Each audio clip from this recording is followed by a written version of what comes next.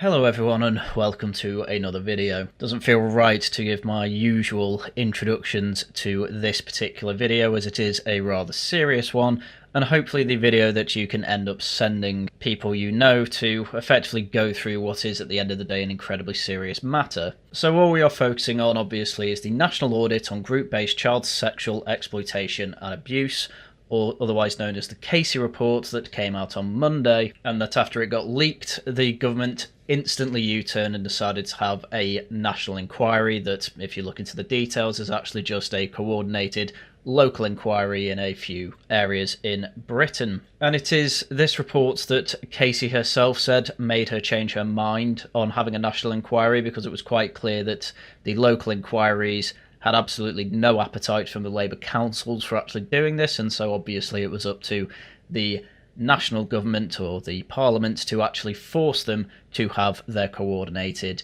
inquiries into what is at the end of the day probably the worst crimes we have ever seen in this country. So without further ado, we'll get into it. So I always find the table of content quite interesting to go through. We'll skip the foreword. The executive summary is largely all you actually need to read in reports like this. You get the general idea of what's actually contained in the report, and if you really want more details, which obviously we do, you can go to specific chapters and pages. But the first few chapters are what you'd expect. An introduction, that's obviously explaining what the report goes into and the methodology, the timeline of child sexual exploitation, which no doubt will be quite difficult reading. Then you have even more difficult reading, which is the scale of this mass crime. And then it gets into more interesting stuff, such as the nature and characteristics of this group-based child sexual exploitation, which, again, it needs to be said, largely this was stuff we already knew. This is just a good official report that has been shoved in the face of people who were denying this in the media and Parliament, where they can effectively no longer safely deny it. Hence, as I went through in the video yesterday, the best they can do is deflect. The state safety net, joining the dots on group-based child sexual exploitation, in other words, how the state failed these poor girls. Chapter 6, probably the most interesting one for me, denial.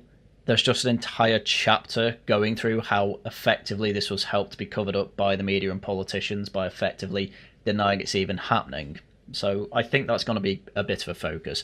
Chapter 7, taxi licensing, and effectively how there were methods in place that involved effectively using taxis to pick up these girls, and they were used obviously by these rings of men. In fact, I've really got to stop saying that. It's not just men, that's a very feminist reading on it. As we will go through, there are actually quite a few women involved in this.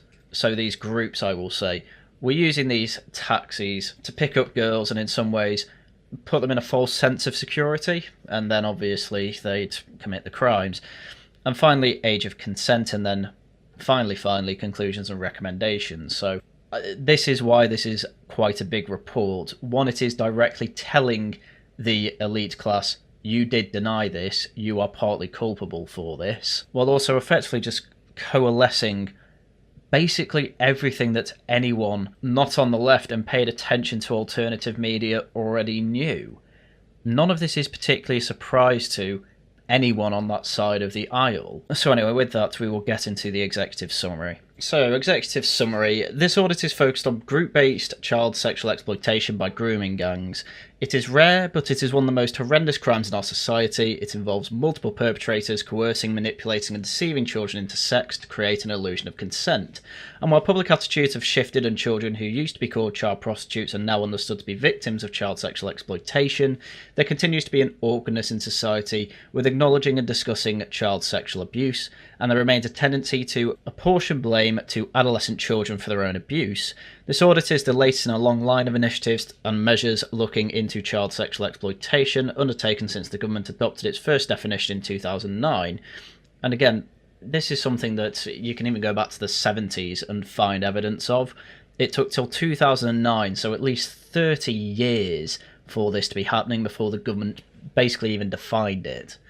Reviews, recommendations and strategies on child sexual exploitation raise the same issues repeatedly: system failures in information sharing, the need for more training, understanding of risk factors of victims, and the importance of collecting better data and information on perpetrators, including on ethnicity.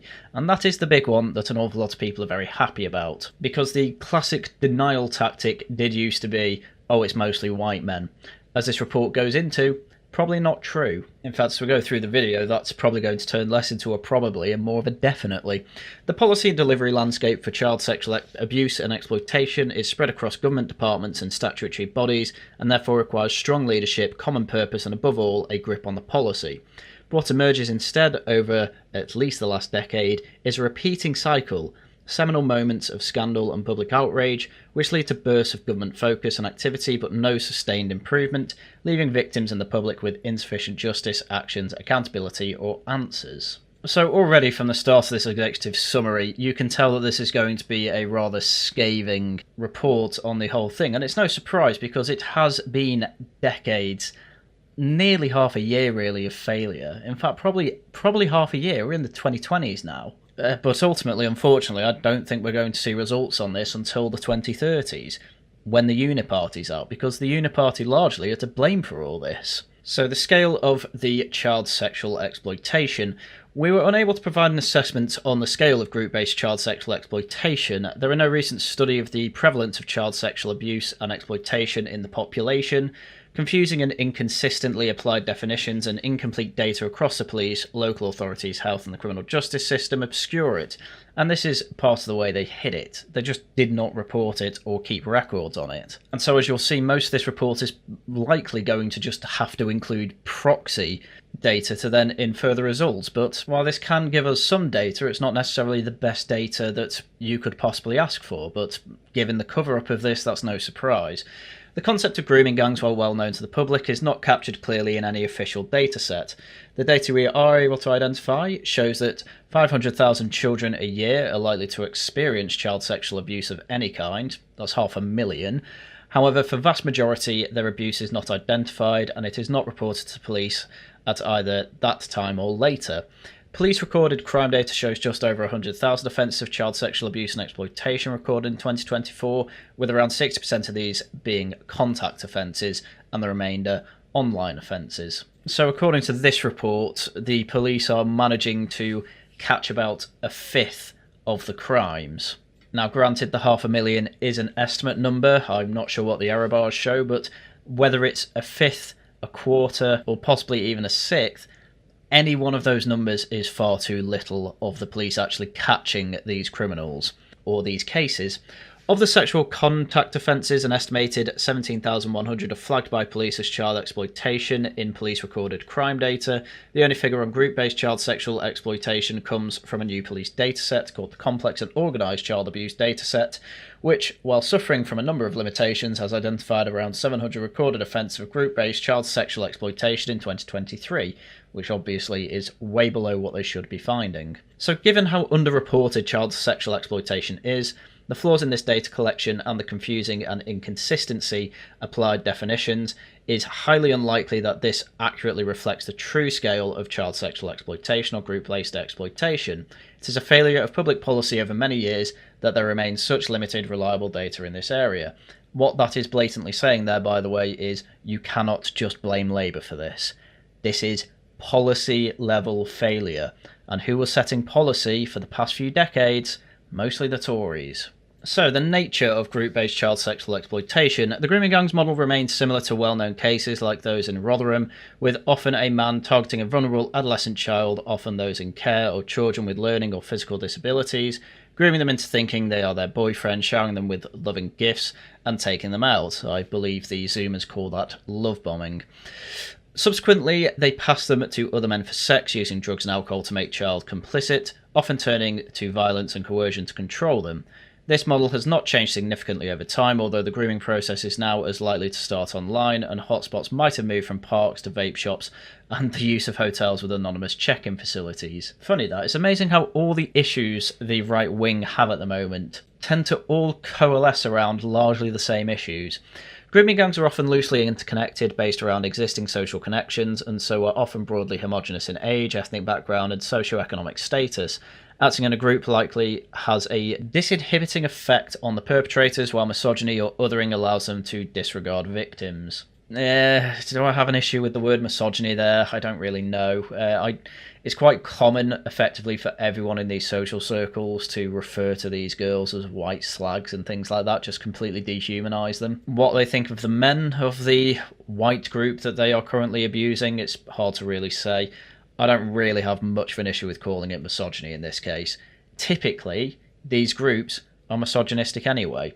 Even the women. Other patterns of sexual exploitation that this audit was also made aware of include sexual exploitation of girls within street gangs, where the motive is sexual gratification of gang members, but also to lure girls into working for them. Child sexual exploitation has also emerged as a key feature in children who are victims of modern slavery, a term that includes any form of human trafficking, slavery, servitude, or forced labour. The nature of child sexual abuse in general has been changed by the growth of online sexual abuse offending, which now accounts for 40% of all sexual abuse crime. This has altered the age profile of offenders and to an extent the gender profile too, making it harder to see the profile of both perpetrators and victims of group-based child sexual exploitation. In other words, this is another issue of garbage in, garbage out. Data collection has not been great when it comes to online child sexual exploitation, and so it's hard to see the group-based patterns there. Though we can say the age group online is quite different to on the street grooming. The growth in reporting of child criminal exploitation might have affected how child sexual exploitation is identified. It's easier for the police officer to realise a child is being criminally exploited, for example, through finding them with a significant amount of drugs or money, than it would be to spot the often subtle signs that the same child was also being sexually exploited. This audit is concerned that, because of this, patterns of child sexual exploitation may be obscured. In other words, it's pretty obvious a child is a mule if they've got a whole bunch of drugs on them. However, it's not so obvious that they are being sexually abused, because that stuff tends to happen in, well, very, very private areas. So, victims and perpetrators of group-based child exploitation. National police data confirms that the majority of victims of child sexual exploitation are girls.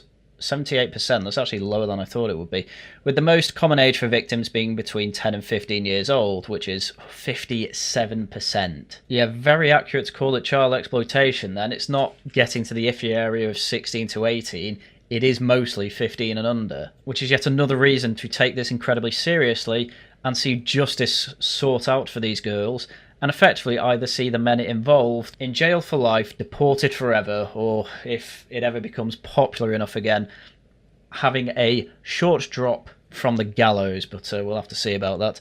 Most perpetrators are men, 76% in 2023, and this is what I mean. 1 in 4 of the perpetrators are women, is what we can gather from that. Women are largely involved in this, not necessarily by the sexual contact, but via the encouraging of other men to commit the heinous crimes and, as I said before, give the girls a false sense of security initially. So just saying it's a group of men or it's misogyny, like people like Jess Phillips have said, totally wrong. Totally wrong. This is an ethnic issue. As uncomfortable that is for an awful lot of people to say, realistically, these are groups of people who do not think individualistically like your average Brit does. These are people who think on the collective level, to an extent that frankly most of the elites just cannot get their head around. And hell, it took me a while to get my head around it too.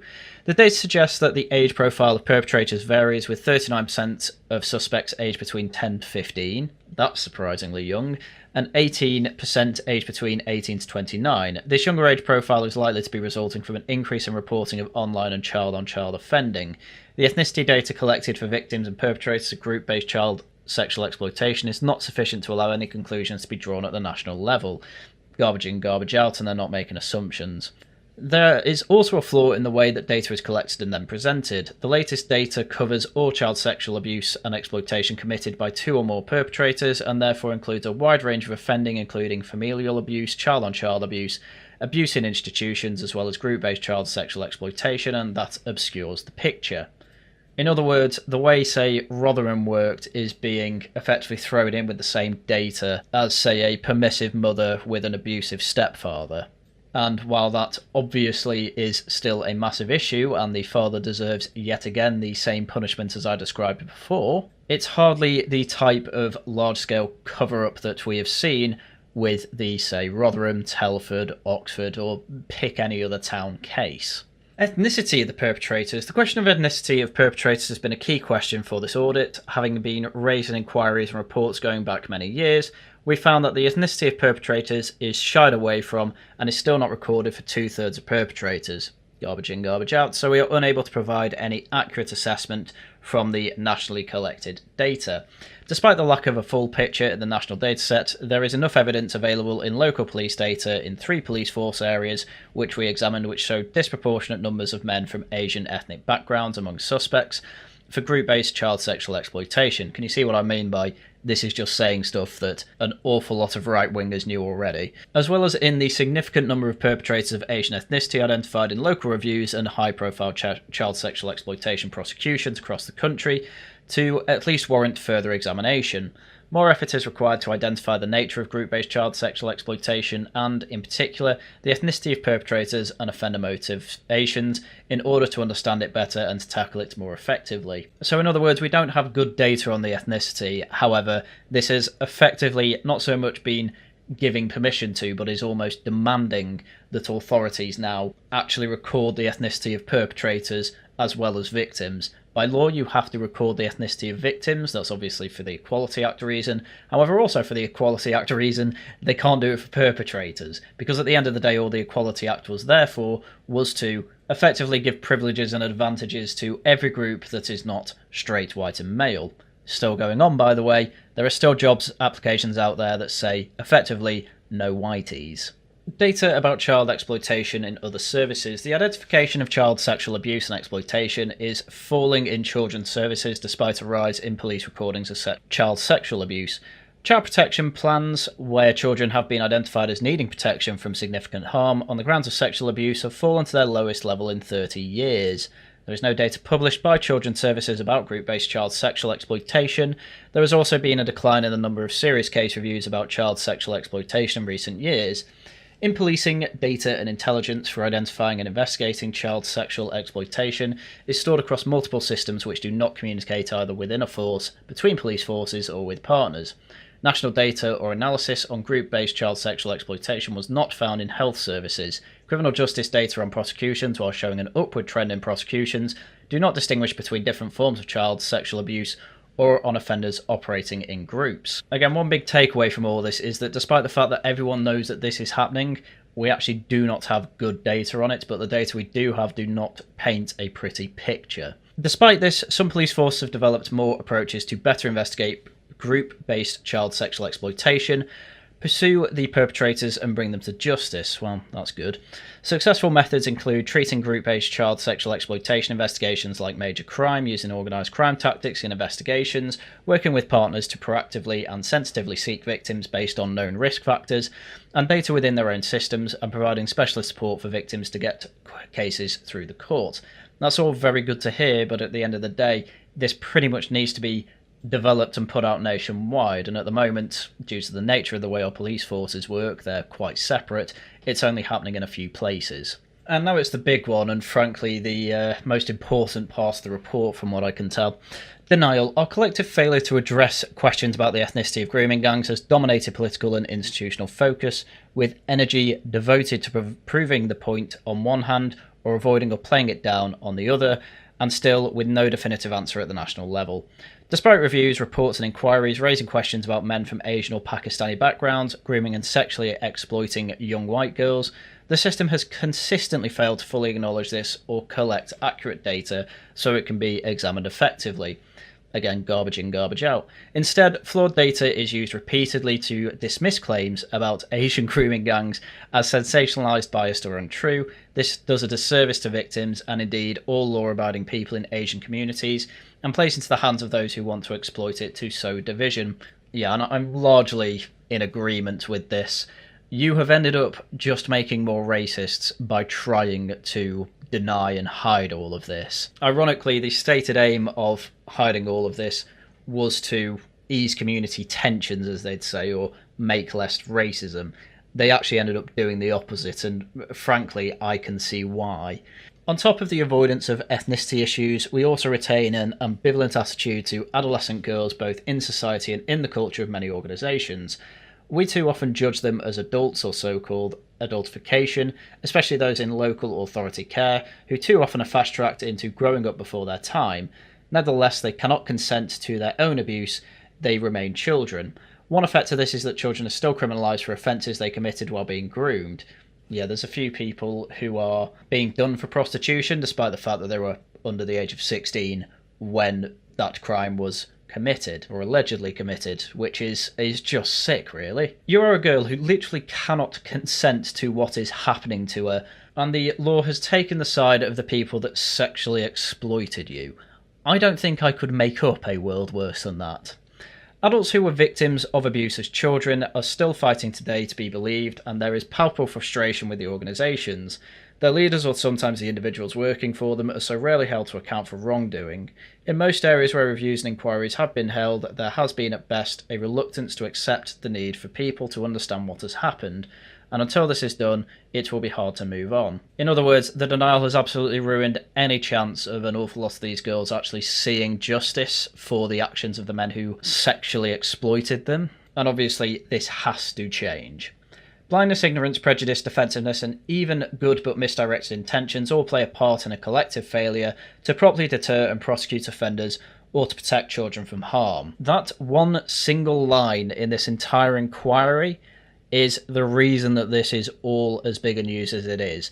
We've had inquiries on this before, we've had plenty of reviews with how the police deal with all this, and as I say, it's basically been an open secret in Britain for decades. And now we finally have someone in the ivory tower class, I've started calling them, effectively putting these statistics and these failures in front of these people and saying, you have got to stop denying this because girls are still being sexually exploited and this has to stop. Which is why pretty much everyone who is still trying to effectively defend the status quo can only deflect at this point. But half the time, they are openly saying, yes, Baroness Casey is right, and we do have to now acknowledge it. Which is a hell of a vibe shift. Even Hope Not Hate have vibe shifted on it, which is a hell of a thing. So next up is the taxi thing. As a key part of the nighttime economy, taxis have historically been identified as a way for children can be at risk of sexual exploitation. Local authorities issue taxi licences in line with statutory guidance issued by the government, but in some areas, especially those who have recognised problems of child sexual exploitation, local authorities go above and beyond this statutory guidance to provide additional protection for children.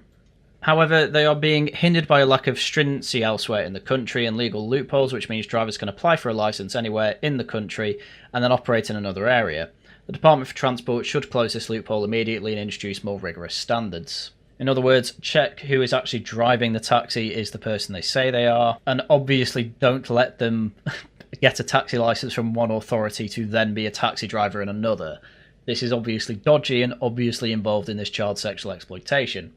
Anyway, finally, age of consent. Despite the age of consent being 16, we have found too many examples of child sexual exploitation criminal cases being dropped or downgraded from rape to lesser charges, where a 13 to 15-year-old has been in love with or had consented to sex with the perpetrator, both of which are basically impossible. This is due to a grey area in the law where, although any sexual activity with 13 to 15-year-olds is unlawful, the decision on whether to charge and which offence to charge with is left more open to interpretation. The purpose is largely aimed at avoiding criminalising someone who reasonably believes a child was older than they were or criminalising relationships between teenagers, but in practice this nuance in law is being used to benefit much older men who have groomed underage children for sex. The law should be changed so adult men who groom and have sex with 13 to 15-year-olds receive mandatory charges of rape, mirroring the approach taken in countries like France. Yes, don't have too much issue with that. I suppose the only issue I would have is obviously the whole Romeo and Juliet laws thing. In other words, I don't think it's particularly fair if two people are in the same year at school, say, and one happens to turn 16, the other's 2 months away from turning 16, and obviously I disapprove, but say they do have sex, I don't think the boy should be done for rape. But that is an issue that is nowhere near what is happening with the child sexual exploitation gangs, so I don't think many people would have an issue with that. Finally, some recommendations. We set out 12 recommendations from this audit to tighten the law to make it clear children cannot consent when they have been raped. Good. implement a more vigorous approach to the right to the wrongs of the past, bringing more perpetrators to justice, holding agencies to account for past failings, and delivering justice for victims. If any of that happens within the next 5 years, I'll be pretty impressed, but is absolutely a good aim to have. Improve the information and intelligence we collect to and use to inform our approaches to tackling child sexual exploitation. Absolutely. One thing I've definitely noticed in this executive summary is we have a lot of garbage data. And finally, ensure we share information more effectively, use information smartly, and apply the best operational approaches across safeguarding agencies. Nothing wrong with any of that as far as I'm concerned. And also important to note when it comes to data collection, ethnicity data is absolutely being recommended to be collected, because quite clearly there is an ethnic issue to this. Basically everyone has to acknowledge that now. Also interestingly, in the executive summary, which is not something I think I've ever seen before, there's a section on victims and survivor, a personal note from Baroness Casey, and I just want to quickly go through a couple of points here, where effectively the first couple of paragraphs she's saying how appalled she has been in the past when it comes to her own previous inspections of places like Rotherham, and she says, I did the absolute most I could to do with the power appointed to me, and the council taken over by commissioners from central government. The council leadership resigned en masse upon receiving the report, and I passed the names of the perpetrators who had yet been uncovered to the police.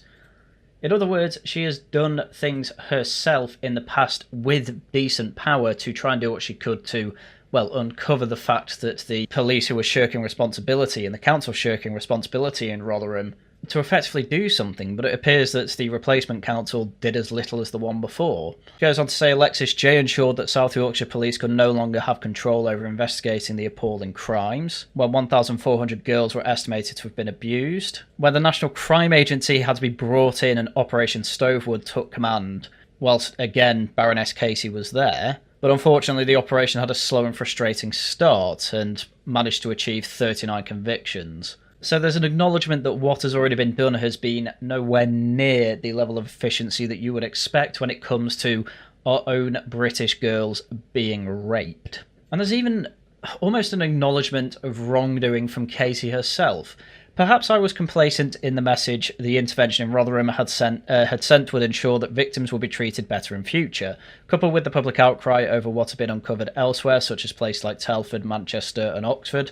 I assumed we would all wake up to the fact that these abused children, and it would mean the police councils, health and other agencies would do their damnedest to make sure that the victims were given as much care, respect and chance for justice as possible. I'm not naive, these cases are different, they take a long time to investigate, if they are even reported, let alone to see justice done in court, and these children, who are often adults by the time they are going through the criminal justice system, are often difficult too. Wouldn't you be if you had been through what they have been? Yes, I would largely agree, and luckily, Casey quite rightly was brought to a number of meetings with a number of survivors to really drill down just how failed they have been by the system. Maggie Oliver of the Maggie Oliver Foundation kindly brought together a group of survivors, and before meeting them, I had at least a small hope that these women who had so kindly travelled from far and wide would reassure me that some progress had been made. I was so disappointed that what I heard about the treatment of victims in Rotherham 10 years ago was still being experienced in the present day. These women were rightly angry at what had been allowed to happen to them as children, but they seemed equally traumatised by the current treatment by statutory agencies. They told me they had been asked to support the reopening of their case for prosecution, reliving their experiences only to have no progress and no explanation, in one case for over 6 years after agreeing to take part.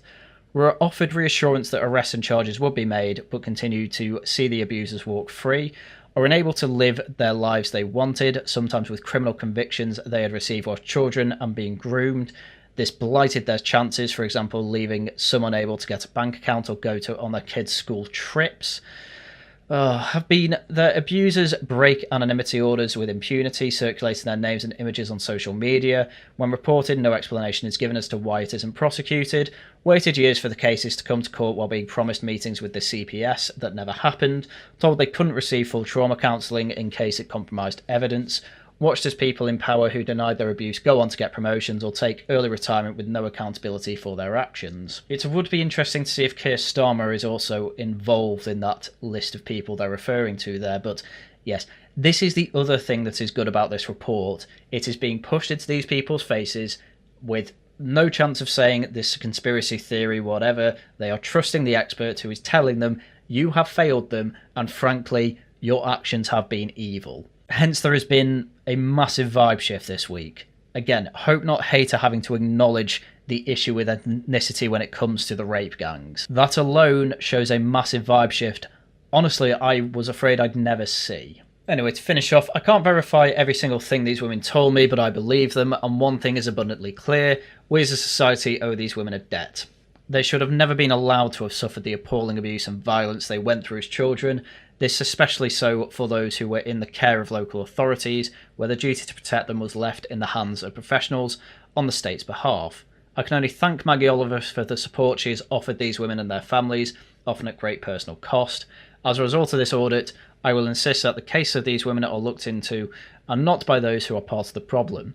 I can only thank them for their offer and offer an apology on behalf of us all. This audit has been conducted with the victims front and centre in my mind, Louise Casey. And so yes, I do trust Louise Casey has done her due diligence when it comes to this work. And honestly, for most people, the executive summary is all you need to read, so, I won't feel bad if I see a drop off half an hour into this video in terms of viewer retention. However, I do like getting into the details of all this, and so we are going to carry on, mainly with the chapter summaries, but if there's anything else I'd like to point out, obviously I'll go through them. So obviously the introduction, as I say, this is mostly just methodology and key findings. Obviously it points out that public attitudes have shifted when it comes to child sexual abuse. This is mostly toward, obviously, the ivory tower, elite media, Westminster class, where only in 2015 did they change the term child prostitution and replace it with child sexual exploitation.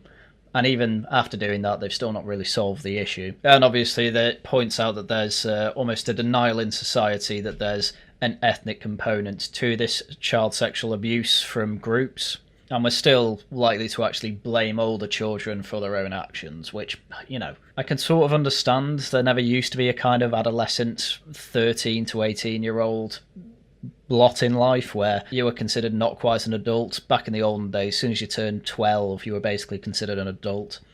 New types of child sexual abuse, such as online offending and abuse linked to child criminal exploitation, have increased, but grooming gangs and child sexual exploitation have not gone away.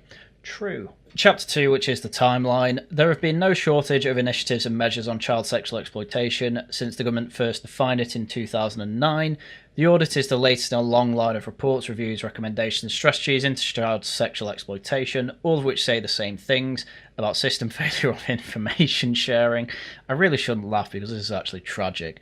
Training and other processes, risk factors for victims, and a need to collect data and information about the perpetrators, including ethnicity and culture. Yes, this has been constantly the recommendation for years. And as I went through in yesterday's video, with the J report specifically, Tories didn't implement any of the recommendations.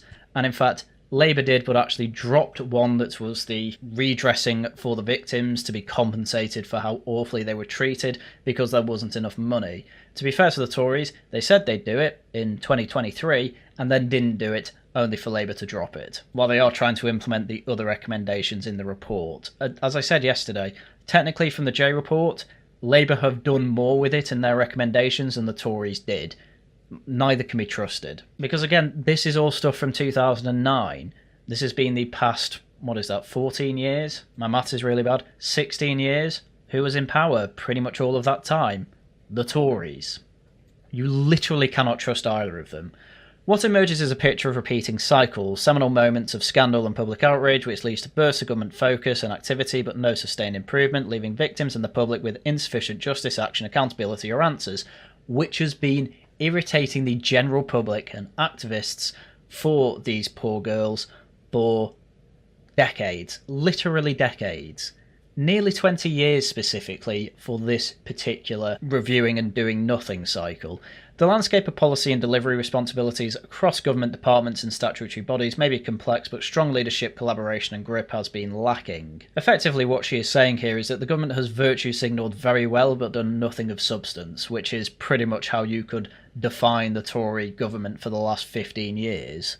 And this chapter is quite good for showing you all the major events when it comes to inquiries and what different statutory authorities did as a result of these inquiries and reports, and really does just make the point, look, there's been an awful lot of noise here, and it feels like the problem has not improved. Clearly something has to be massively changed here. There's also a few pages of expanded detail on some areas of these timelines, and your average page doesn't look too different from this, where there's a lot of highlighting going on. Grey highlight shows risks and vulnerability factors of victims. Blue shows where there have been system sorry, there's two blues. Dark blue is for system failures or where the system needs improvement, and finally, light blue is where the perpetrator's ethnicity is being highlighted. Obviously this is a 2009 page, so quite early, and as you can see there's a bit of grey throughout there where details on the victims are being shown. There's quite a bit of dark blue where there's been a lot of system failures, such as the estimations for children being sexually exploited is vastly underestimated, and obviously called for national reporting mechanisms. Lots of complaints about data collections and training being inadequate. Obviously this is all from 2009, so this is quite understandable, as this is when the scandal started to go quite public.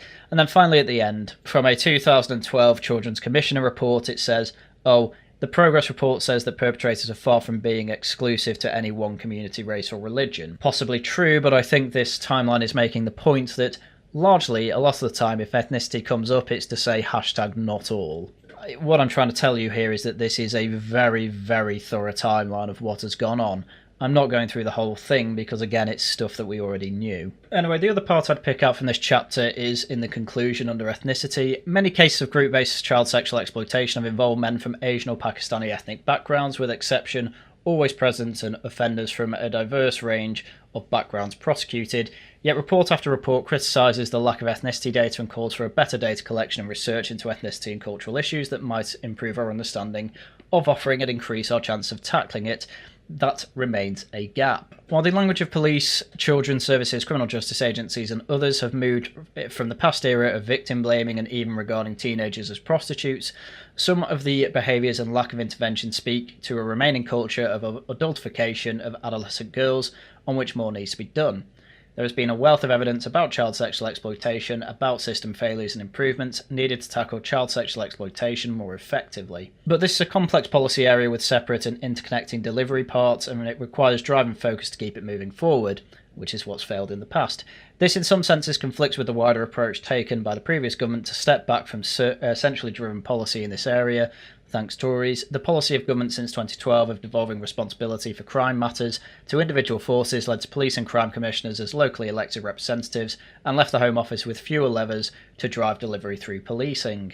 In other words, ironically, decentralisation, which I usually love, has actually been a bit of an issue. And there's been absolutely no incentive, from what I can tell, for these commissioners to actually look into all of these problems, because why would they? It makes their forces look worse. Anyway, next up, the scale of group-based child sexual exploitation. While the audit intended to bring clarity to the current scale of group-based child sexual exploitation, we found that a confusing picture of inconsistently applied definitions and datasets across the police, local authorities, health and criminal justice system obscure it. The concept of grooming gangs, while well known to the public, is not captured clearly in any official dataset. Police recorded crime data show just over 100,000 offences, and around 60% of these are contact offences, while the rest is online. Of these contact offences, obviously 17,100 are flagged as child sexual exploitation, and new police data in the complex organised child abuse dataset, while suffering a number of limitations, has identified around 700 recorded offences of group-based child sexual exploitation in 2023. Given the lack of a prevalent survey and how underreported child sexual exploitation is, the flaws in this data and confusing and inconsistently applied definitions and datasets, it's unlikely that we have data that accurately reflects reality. It is a failure of public policy over many years that there remains such a limited reliable data in this area. Thank you, Tories. A lot of this chapter is just going through quite boring caveats about data and details why it's not great, but honestly most of it's pretty obvious anyway. The most interesting part though was the last two sentences of the conclusion. Commitments have been made to improve our understanding of child abuse crimes since at least 2013, when the government responded to a Home Affairs Select Committee report agreeing they must collect better data. And then there is limited reliable data in this area and has been the case for well over a decade. In other words, 2013 they said yes, we will collect better data, and then obviously 12 years later it's not been done. Thank you, Tories. Next up, the nature and characteristics of these gangs. The grooming gangs model remains similar to well-known cases like that in Rotherham, with the targeting of vulnerable children who are often in care, have experienced abuse, episodes of going missing, or may have learning or physical difficulties. Offenders use drugs and alcohol to make the children complicit and may start the grooming process online, move children from one place to another to be exploited, use hotels to take advantage of anonymous checking in and out facilities. Victims often don't view the relationship as abusive, may actually become involved in criminal activities, and may recruit other children, giving them the false sense of security, etc. Grooming gangs are often loosely interconnected based on existing social connections, and broadly homogenous in age, background, and socioeconomic status. Acting in a group has a debilitating effect on the perpetrators, whether through misogyny or othering. Again, repeated from the executive summary. National data on the demography of victims and perpetrators is poor. Most victims are girls, about 78% of them. Most common age is between 10 and 15 years old, which makes up 57%. And then most perpetrators are men, with about 3/4 of them being men. In 2023, 39% of the suspects were aged between 10 and 15, while 18% were aged 18 to 29. I'm also now wondering, given that 2023 is kind of post the boat people issue being a rather large thing, how many people are actually lying about their age there? That would be a question that I definitely bring up here. The young age profile is likely a result of the increase in online offending, child-on-child offending, and increasing reporting of offences through schools. Therefore, it may not reflect a change in the age profile of members of grooming gangs. Ethnicity is shied away from, despite being a question for many years, and is still not recorded for 2/3 of perpetrators. Race collection and accuracy of ethnicity data were much higher in police data from Greater Manchester, South Yorkshire and West Yorkshire. Their data shows that there have been disproportionality of group-based child sexual exploitation from people of Asian ethnicity. Quite a few data tables in this section. Obviously, when it comes to the victims, it's as you'd largely expect. For those that we do know of, overwhelmingly, white people make up the majority of victims. When it comes to the sex breakdown as well, again, overwhelmingly white. Usually girls, though there isn't an insignificant number of boys either. Looks like a ratio of about 1 to 6 when it comes to boys and girls. Again, a lot of this is going to be statistics that we already really know, but it's once again good to have it in ivory tower writing. When it comes to perpetrators' ethnicity, though, this was true of the victims as well, but there is a bit more of a scathing criticism of this data collection. So the VKPP report for 2023 notes that ethnicity was recorded for only 31% of perpetrators, but goes on record the ethnicity breakdown in that 88% are white, etc., and compare it with census ethnic distribution in the general population.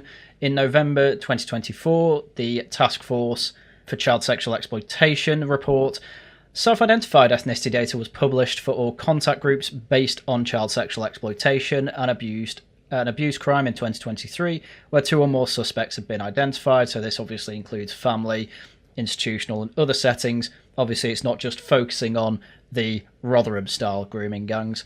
It also outlined ethnicity profile for suspects, again 88% white, etc., with the caveat noted that the report that self-identified ethnicity was only recorded for 34% of suspects.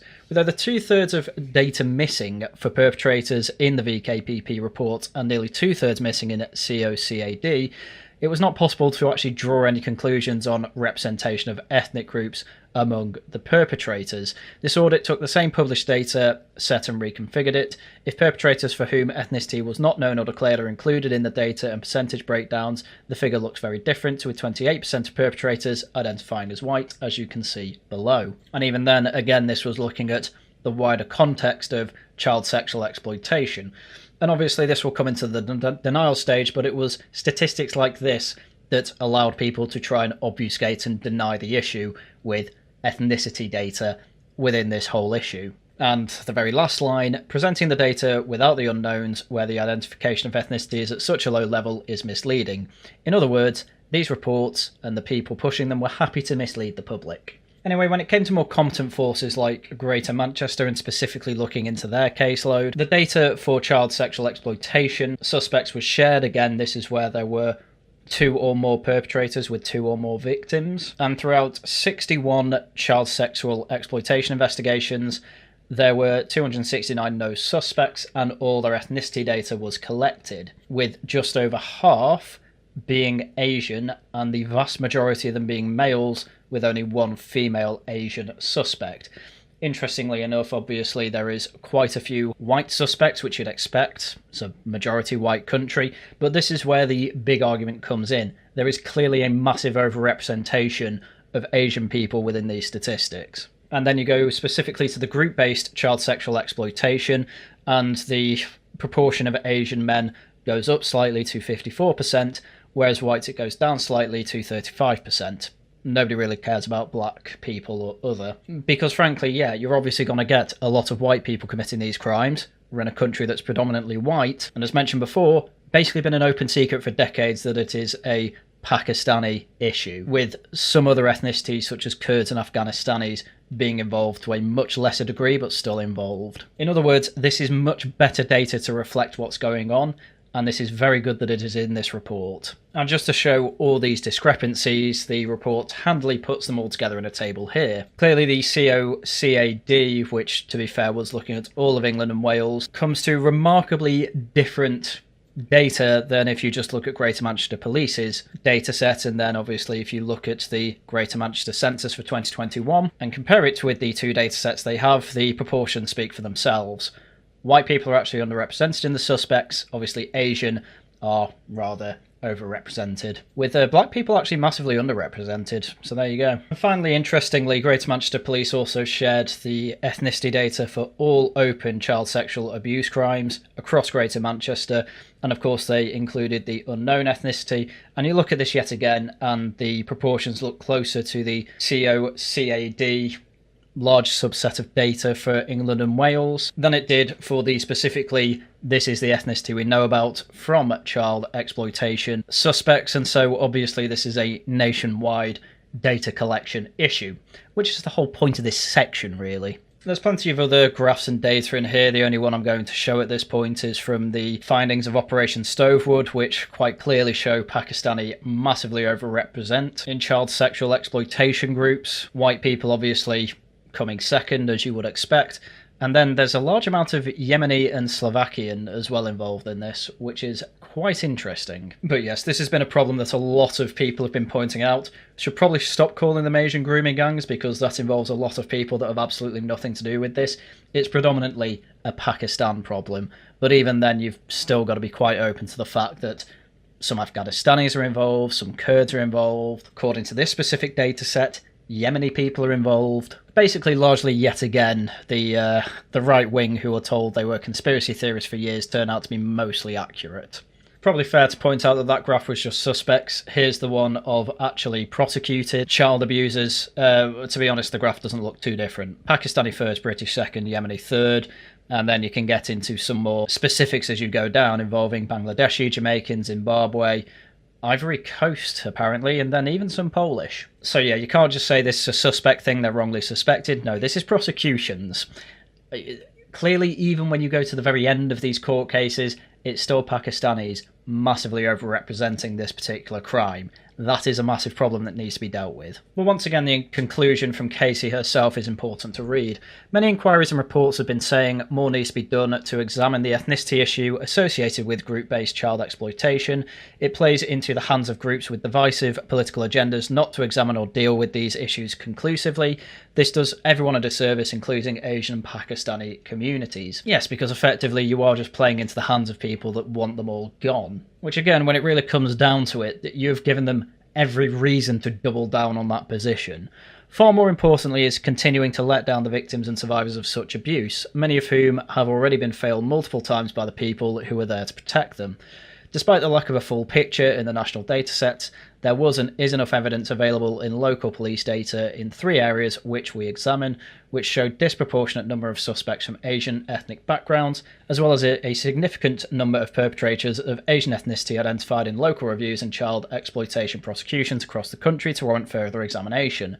More effort is required to identify the nature of group-based child sexual exploitation and why it appears men of Asian and Pakistani ethnicity are disproportionately represented in some areas in order to understand it better and to tackle it more effectively. In other words, what I've been saying, the data needs to be better. And all the good data seem to point to a particular conclusion, that yes, Asian and Pakistani men do tend to overrepresent themselves in these crimes. Next up, it's the state safety net. Identification of child sexual abuse and exploitation is falling in children's services despite a rise in police reports of child sexual abuse. Incredible.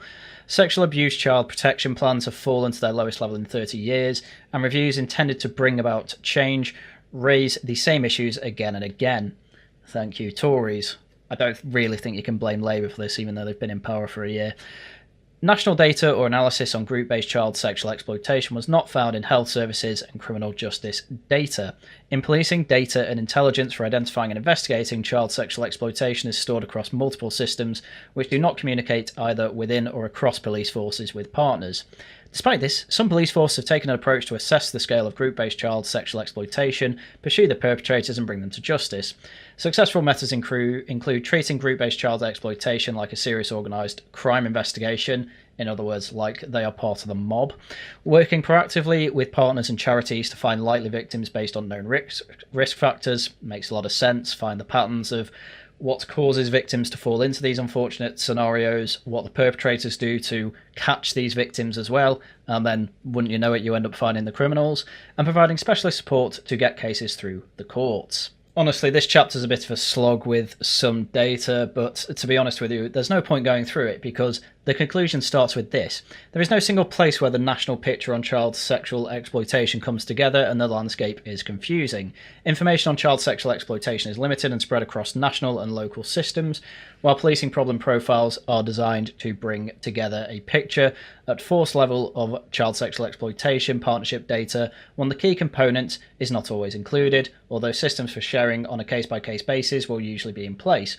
Children's Services data shows a decline in assessments where child sexual abuse or child sexual exploitation is identified, at the same time as police identification and reports of child sexual abuse are rising.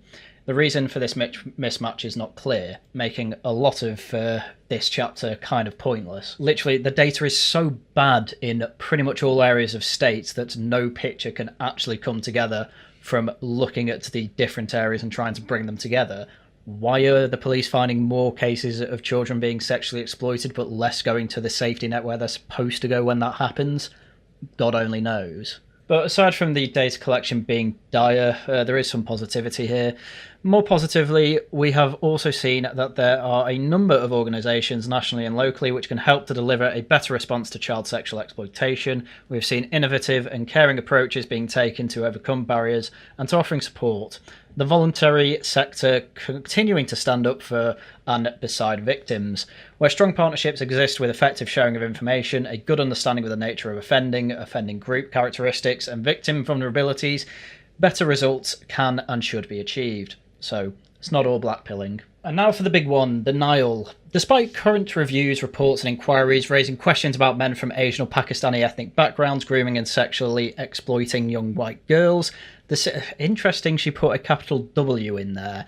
I would not have done that, and actually I wouldn't have expected it, but this is actually kind of an egalitarianism when it comes to language. It used to be that only black was capitalised. Now it seems the official thing to do is do it for all races, which, to be honest with you, I have less of an issue with, but I'd rather we just go back to what it's supposed to mean, which is, at the end of the day, an adjective, not a proper noun, and therefore it should have a lowercase w and a lowercase b for black and brown, etc. The system has consistently failed to fully acknowledge this or collect accurate data so the issue can be examined effectively. Instead, flawed data is used repeatedly to dismiss claims about Asian grooming gangs as sensationalised, biased or untrue. This does a disservice to victims and indeed all law-abiding people in Asian communities. Absolutely true. The collective failure to properly address these questions has meant that the issue has dominated political and institutional focus. This plays into the hands of those who want to exploit it to sow division, again, inferring Tommy Robinson and the BNP and people like that. Perpetrators of these crimes exploit gaps in the state safety net, there to protect children, and we as a society sometimes treat those vulnerable children as adults making poor choices. Too many wait for justice or even in some cases are criminalised for offences committed under coercion. The organisations, the leaders, or sometimes individuals working for them are rarely held to account when things go wrong. Inquiries focus on the systems, procedures, rather than one who have done wrong, and recommendations for change are not driven through while sufficient determination. Unironically, for multiple reasons, this is a result of the woke. When you effectively can only analyse things with a postmodern lens and look at these things, or a neo-Marxist lens as well, you can only look at these things as systems. And actually, individual responsibility just vanishes then. And this is why it's just like, oh, well, it's not me, it's the system. And then you can retire on the healthiest pension you could ask for when working as a KC for years and effectively helping to cover up this mass criminal enterprise that we have seen in multiple towns throughout the UK. Blindness, ignorance, prejudice, defensiveness, and even good but misdirected intentions all play a part in the collective failure to properly deter and prosecute offenders or protect children from harm. Injustice prevails. Absolutely true. And this is, again, probably the main reason that this is going to be a historic document. This is, again, pushing all this data into the faces of people like Owen Jones, people like Keir Starmer, Jess Phillips, basically everyone at The Guardian as well, saying to them, you are evil people, even if you did have good intentions. Obviously, there's a few paragraphs going through how data is screwed about with, as we saw before, and how that's used as proof that there's not an ethnicity problem here. It's, largely in line with census data. Well, Casey has a few things to say on that. It is not racist to want to examine the ethnicity of offenders. The examination of ethnicity in crime for offenders and victims should be about seeing how offending can be better understood and tackled. Effective crime prevention, disruption and prosecution is based on a good understanding of the context, nature and profile of offending, offenders and victims. This is one of the reasons that recording ethnicity has been a feature of crime statistics for many years. And obviously it's been frowned upon for the last few decades, but now it seems that because of how bad these crimes are, and Casey has basically had enough of it, she is saying, no, we need to effectively go back to bringing ethnicity into crime patterns to some degree. Because trying to ignore that for years has let down far too many people who, let's face it, have suffered some of the worst crimes imaginable. There is less apparent discomfort in public discussion of racial and ethnic issues in relation to stop and search policies. There's still a lot of discomfort, though. There's a reason that Sadiq Khan stopped it. Hate crime as well, or knife crime. Well, when it comes to hate crime, there's no discomfort whatsoever because it's mostly about white people doing it. Knife crime again, though, there's plenty of discomfort there. Nobody wants to talk about how it's a lot of black people in London doing it, for example. Where it is felt important to highlight disproportionate impacts in order to better engage affected communities and addressing concerns and preventing serious harm. We need more maturity and honesty in debate about the ethnicity of perpetrators of group-based child sexual exploitation. Assertions that the majority of child sexual abuse offenders are white, even if true, are at best misleading. In a population with over 80% of people in the white ethnicity, it should always be a significant issue when people from a white background are not in the majority of victims or perpetrators of crime. It should also be a significant issue when any community or social group appears disproportionately overrepresented as victims or perpetrators of crime. In such cases, the underlying factors that have contributed to that situation deserve investigation. Absolutely true. It's the same with violent crime, it's the same with knife crime, it's even the same with hate crime, money laundering, etc, etc, etc. All types of crime, ethnicity needs to be looked at as well.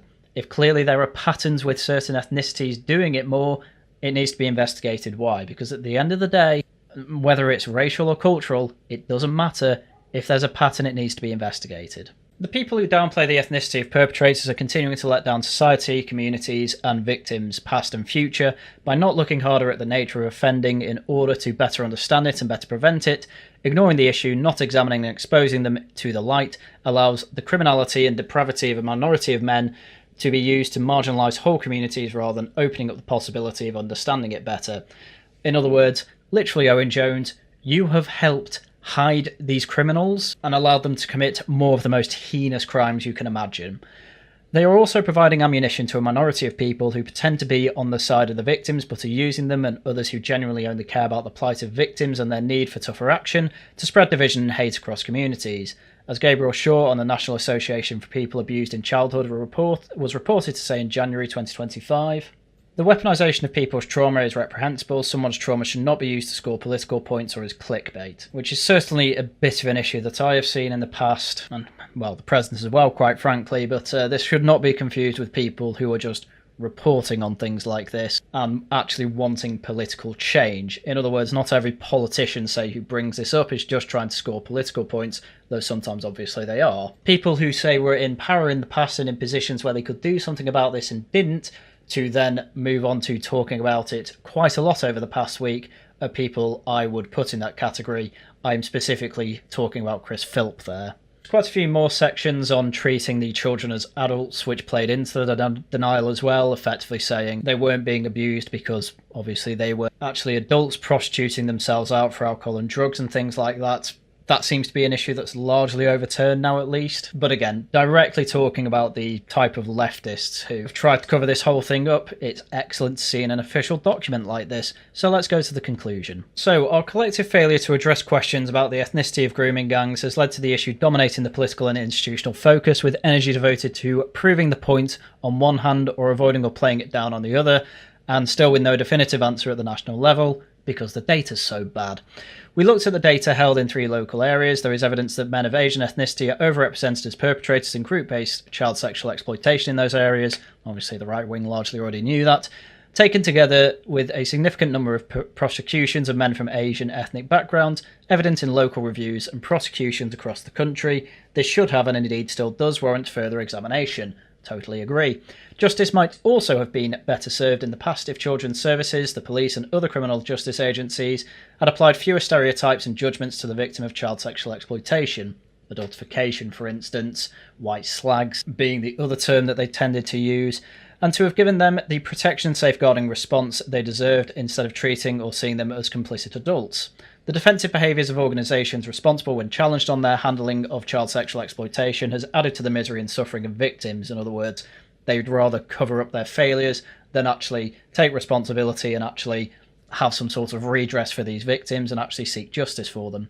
And further hampered efforts to tackle child sexual exploitation more effectively. Resistance and reluctance to review and acknowledge past mistakes, apologise and take action is unnecessary and leaves wounds unhealed. But that's what they did for decades anyway. The result of all this has been a blind spot in the way institutions have addressed child sexual exploitation, with too many of the most important people at the heart of the crime, the victims, still waiting on justice, and obviously in some cases having been prosecuted for crimes that they didn't actually commit, such as being prostitutes. This pattern will be repeated in the present day unless change happens. Totally agree. Thank you very much for this section. It's arguably the most important part of this whole report, because most of the rest of it is stuff we already knew. This is the first time we've seen anyone in this class have a direct go at all the deniers and the institutional failure in this way. Thank you very much for it. I'll touch upon the last few sections. So taxi licensing as a key part of the nighttime economy, taxis have historically been identified as a way for children can be at risk of sexual exploitation. Local authorities issue taxi licences with statutory guidance issued by the government. Some go above and beyond this statutory guidance as a means of combating child sexual exploitation, but are being hindered by a lack of stringency in other local authorities and legal loopholes, which allows drivers to apply for a licence in one area and go somewhere else in the country as a taxi driver.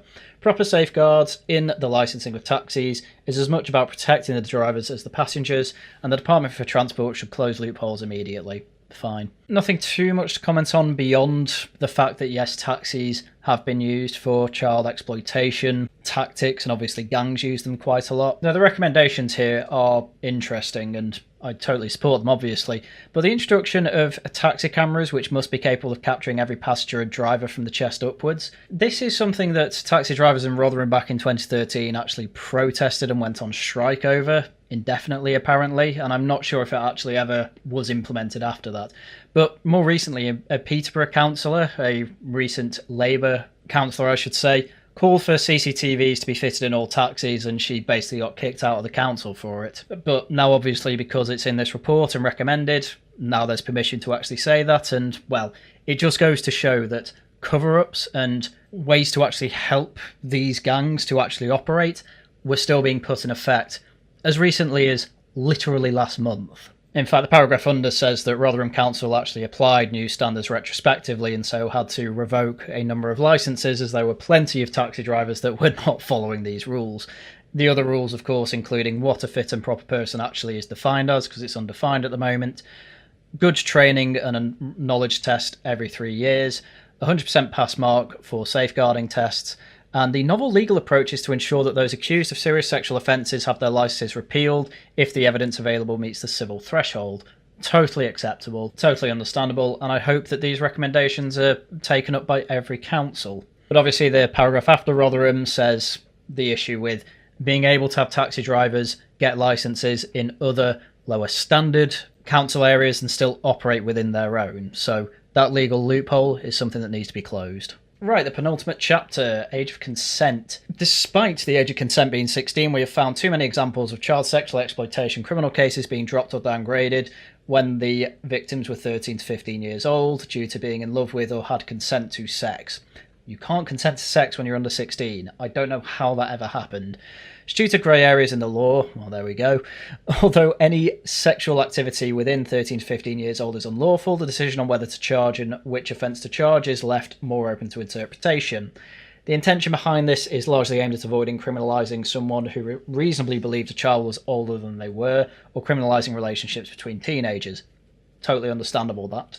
In practice, this nuance in law is being used to benefit much older men who have groomed vulnerable children for sex. In other words, men who should know better and who should not be having sex with anyone under the age of 30 anyway. The law should be changed so adult men who groom and have sex with 13 to 15-year-olds receive mandatory charges of rape, mirroring the approach taken in countries such as France. As I said above, totally fine. This chapter is largely just repeating some of the points made in the denial section about adultification, so I don't really need to go over it again. It's all pretty self-explanatory. Obviously, paedophiles should be prosecuted. Finally, let's get on to the conclusion and recommendations.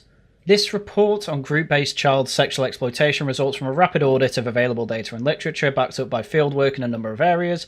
We have found that there has been a lot of attention paid to the issue, and numerous reviews, inquiries and reports have made recommendations for improvement over many years.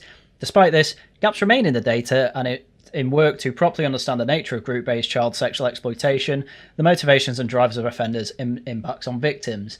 Basically, decades of failure. Thanks, Tories. As it then goes on to say, improvements have not been implemented with sufficient rigour or determination and have been allowed to drift or have not been acted upon. Great. Just a total system-wide failure, which isn't helped by the fact that there are plenty of people who've been within the system who say, while most of it is just useless, there are plenty of areas that are actively covering this up and using power for these nefarious reasons. And frankly, everyone who has done that deserves a long stay in a jail cell. Anyway, with that, let's just get to the recommendations. So obviously, recommendation 1, change the law so that any adult who intentionally penetrates the vagina, anus or mouth of a child under 16 receives mandatory charges of rape. As I say, there's a bit iffy on the Romeo and Juliet laws there, but to be honest with you, if that means that some 16-year-olds get charged with this, probably worth it to end the mass exploitation of children we've seen for the past 20 years.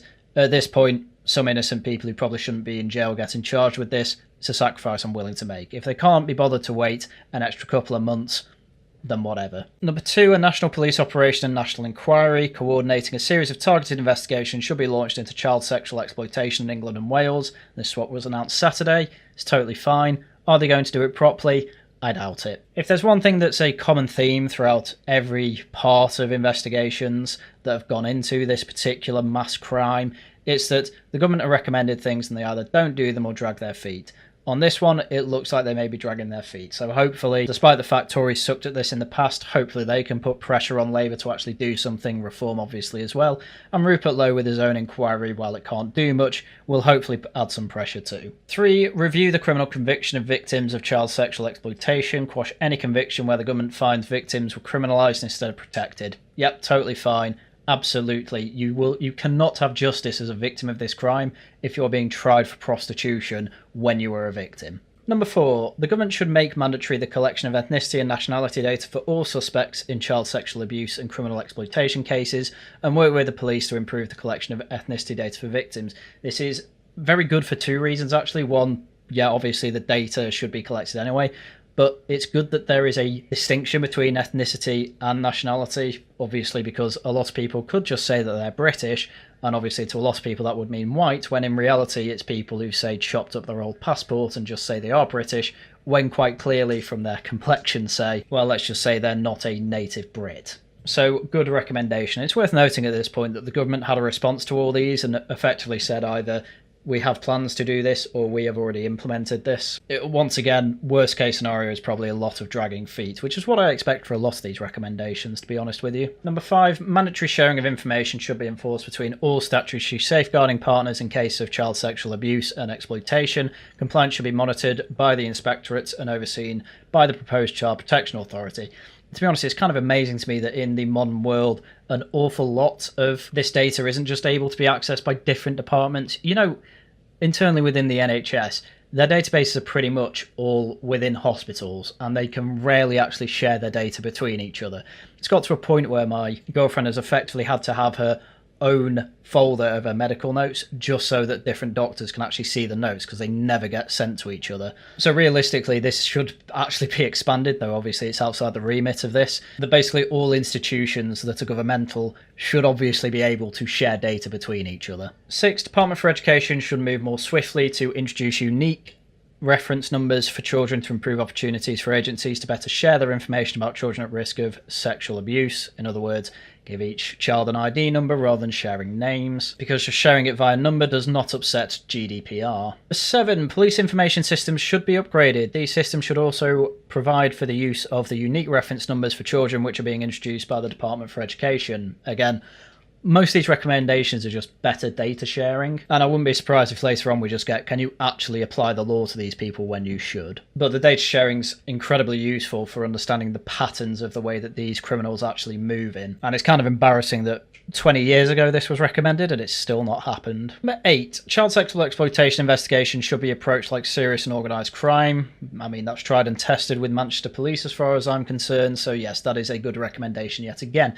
Really, I'm not going to have any complaints about any of these recommendations. And finally, the last 4 recommendations. Number 9, the Department for Education should urgently interrogate child protection data to identify the cause of the decline in child sexual abuse and exploitation representation in child in need assessment data. Examine the reasons for variations across local authorities and review the effectiveness of serious incident notifications in relation to child sexual abuse and exploitation. Just basically improve your data collection and stop letting these children fall through the net. Number 10, the government should commission research into the drivers of group-based child sexual exploitation, including online offending, cultural factors, and the role of groups.